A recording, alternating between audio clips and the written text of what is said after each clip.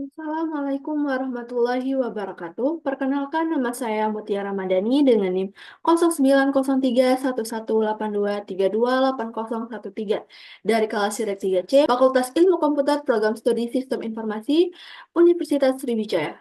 Jadi, kali ini saya akan memaparkan hasil analisis saya mengenai implementasi Supervised Learning atau KNN dan Unsupervised Learning atau KAMINS, yang dimana ini merupakan mata kuliah dari Artificial Intelligence atau kecerdasan buatan.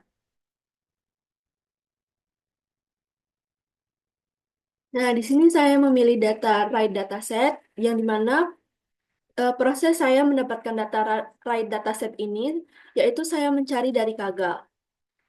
Adapun alasan saya memilih RAID dataset, karena data ini mempresentasikan pola penggunaan layanan transportasi online yang sangat relevan dengan kebutuhan dunia nyata. Data ini memberikan wawasan tentang perilaku pengguna seperti frekuensi perjalanan, durasi, jenis kendaraan yang dipilih, serta waktu dan lokasi pemesanan.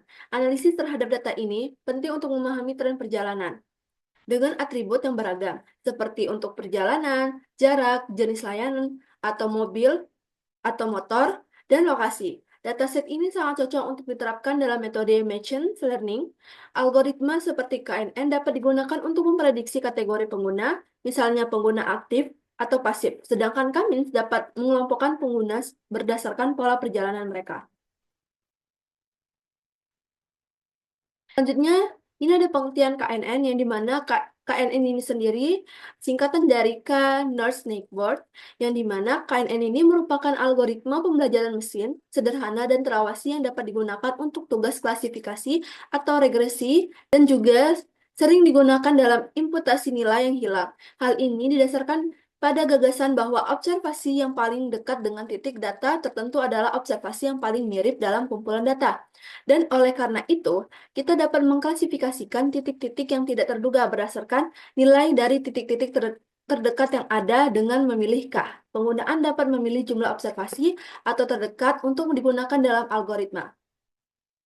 Adapun cara kerja dari KNN ini tersendiri, yaitu melibatkan pemilihan nilai K, yaitu jumlah tetangga terdekat yang akan digunakan dalam klasifikasi kelas data baru ditentukan berdasarkan suara mayoritas dari tetangga tersebut.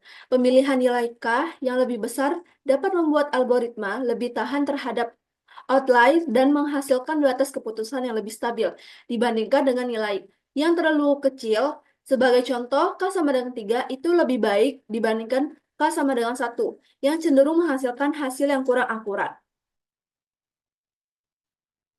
Selanjutnya ini ada pengertian dari Cummins, yang dimana Cummins ini merupakan metode pembelajaran tanpa pengawasan untuk mengelompokkan titik data. Algoritma ini secara iteratif membagi titik data menjadi K-cluster dengan minimalkan varian di setiap cluster. Adapun cara kerjanya yaitu mengelompokkan Kamis mengharuskan kita memilih nilai K, jumlah klaster tempat kita mengelompokkan data, metode siku memungkinkan kita membuat grafik inersi atau metrik berbasis jarak, dan memvisualisasikan titik di mana inersia mulai berkurang secara linear. Titik ini disebut sebagai siku dan merupakan pikiran yang baik untuk nilai K terbaik berdasarkan data kami.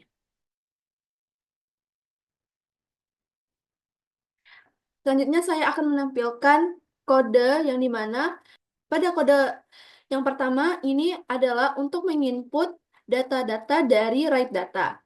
Sedangkan data sama dengan pd.write_csv ini merupakan codingan untuk mengambil atau memanggil dari data pada write data. Dan pada codingan yang ketiga ini yaitu print informasi dataset, print data.info, print 5 baris pertama, print atau print data.hit, yang dimana codingan ini merupakan untuk mengetahui 5 baris pertama dan informasi dataset. Dan ini adalah output dari kode-kode atau codingan sebelumnya. Selanjutnya ini ada gambar yang dimana terdapat codingan plus output. Yang dimana kode .shape ini merupakan codingan untuk mengetahui seberapa banyak data yang kita ambil dan kolomnya. Dan outputnya ini terdapat 1000 data dan ada 9 kolom. Jadi codingan ini untuk mengetahui apakah ada kolom yang kosong pada setiap kolom, yaitu dengan cara print data.ins_null.sum. Selanjutnya ini terdapat codingan yang dimana pada kode yang pertama ini merupakan kode data cleaning, yang dimana data.drop ini merupakan kode untuk menghapus data yang memiliki nilai kosong atau none, atau not a number. Dan pada in place sama dengan true ini merupakan kode untuk menunjukkan bahwa perubahan dilakukan langsung pada data yang ada.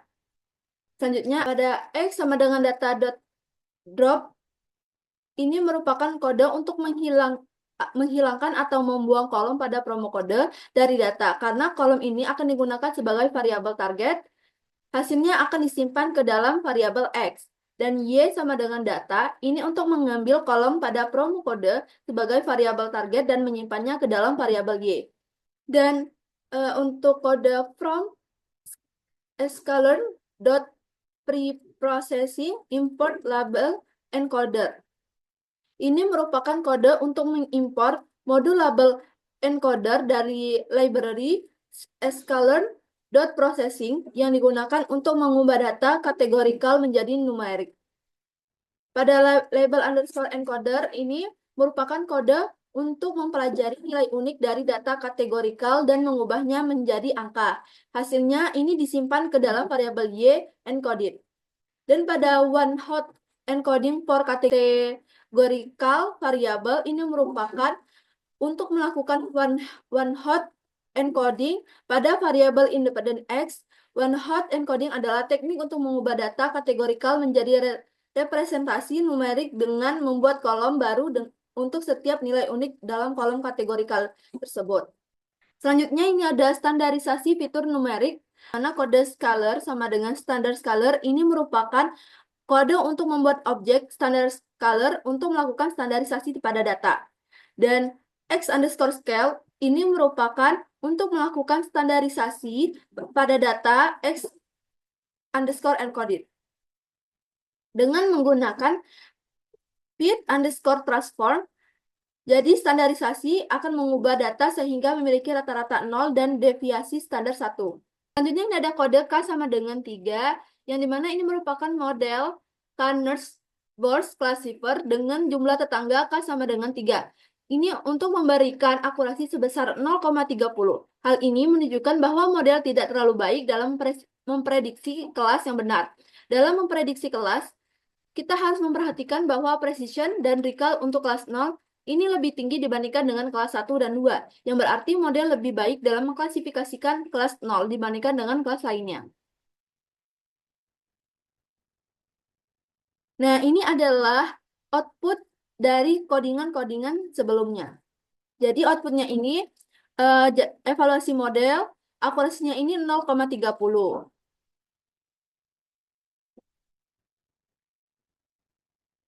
Selanjutnya, ini pada unsupervised learning atau K-means, yang dimana ini terdapat codingan plus output. Jadi, pada codingan import library ini untuk menginput atau mengambil nilai-nilai dari write_data. Dan data.hit ini merupakan hasil output dari codingan di atas.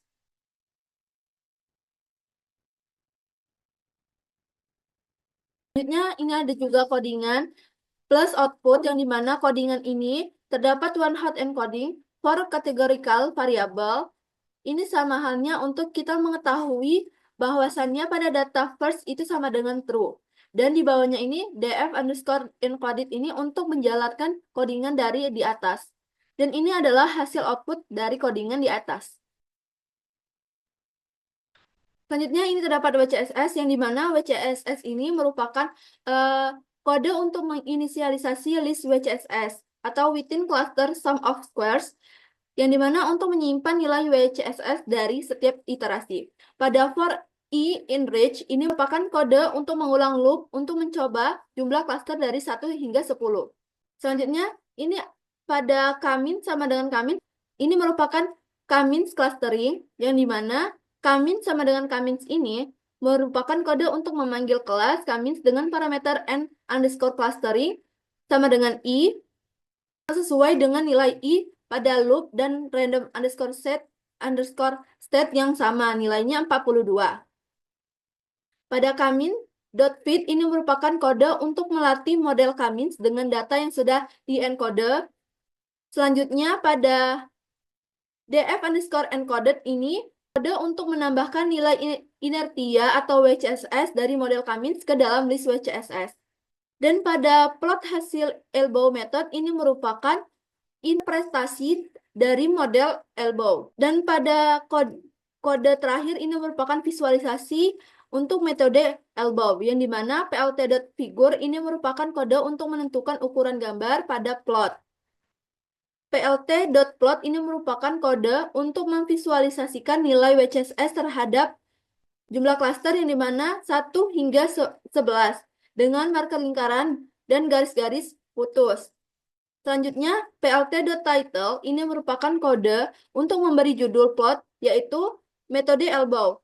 Dan pada plt.xlabel ini merupakan kode untuk memberi label X dengan judul jumlah klaster.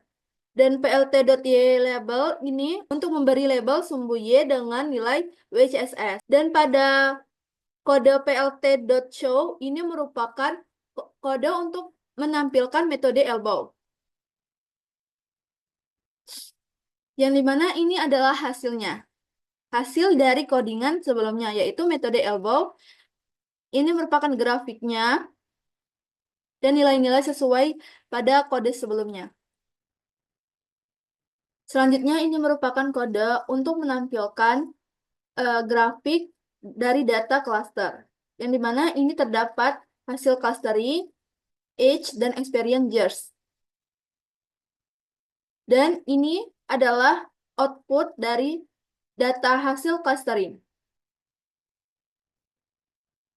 Jadi, kesimpulannya secara keseluruhan yaitu implementasi algoritma supervised learning atau KNN dan unsupervised learning atau KMIN menunjukkan bahwa kedua metode ini memiliki peran penting dalam analisis data.